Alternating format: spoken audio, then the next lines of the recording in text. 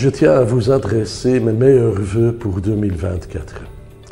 Mes meilleurs vœux pour vous tous, pour votre famille, pour vos amis et pour tous ceux qui sont chers pour vous. Je vous souhaite beaucoup de bonheur, une bonne santé et des conditions de travail en sécurité dans le secteur du transport.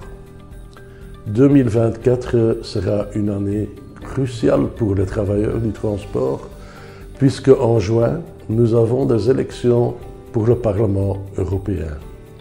Et nous savons tous combien cruciales ces élections sont, parce que 85% de la réglementation dans le secteur du transport est décidée au niveau européen.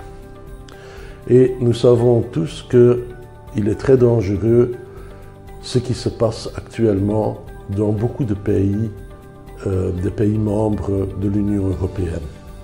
Et c'est la montée des partis politiques de l'extrême droite et des partis politiques populistes. Nous l'avons vu en Hongrie, en Italie, en Finlande et récemment aux Pays-Bas. C'est une évolution extrêmement dangereuse pour les travailleurs du transport et nous devons arrêter cette évolution. Je tiens aussi à vous dire que l'ETF a développé un manifesto pour le Fair Transport. C'est pour ouvrir le dialogue avec les politiciens, pour discuter comment réaliser du transport plus équitable en Europe. Et des thèmes importants y sont développés, par exemple une vue stratégique qui est orientée vers le futur concernant le secteur du transport. Nous voulons plus de pouvoir pour le European Labour Authority, l'autorité du travail européen, et nous voulons réaliser des conditions de travail plus sécurisées pour les travailleurs du transport, évidemment sans discrimination de tous et de chacun. Ce manifesto doit nous aider à avoir des discussions avec ceux qui vont participer aux élections européennes.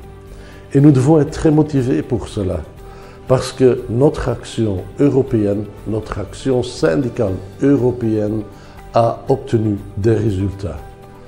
Récemment, nous avons eu la directive Due Diligence qui a été votée.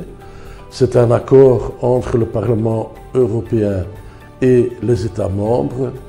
Et c'est important parce que c'est un pas en avant pour réaliser des conditions de travail sûres et certaines, des bonnes conditions de travail pour les travailleurs du transport. Et ça rend les sociétés, les employeurs responsables pour ce qui se passe dans leur supply chain. C'est aussi la raison pour laquelle nous soutenons pleinement la campagne de l'ITF pour les Safe Rates et Due Diligence. Et je tiens aussi à souligner le grand succès de la manifestation de la CES qui a été organisée le 12 décembre à Bruxelles. Des milliers de travailleurs ont manifesté dans les rues de Bruxelles avec plein de délégations venant de tous les pays de l'Europe. C'était une démonstration de pouvoir syndical et ça a lancé un message très clair vis-à-vis de la Commission. Nous ne sommes pas d'accord avec les intentions qu'ils ont à organiser à nouveau l'austérité. Nous n'acceptons pas cela du tout. Et la Belgique aura la présidence du Conseil européen les 6 premiers mois de l'année. C'est un challenge pour nous, surtout pour les Belges, mais pour nous tous en Europe. Mais nous pouvons être très motivés pour essayer de convaincre la présidence belge des points de vue de l'ETF et de nos desiderata qui sont prévus dans notre manifesto.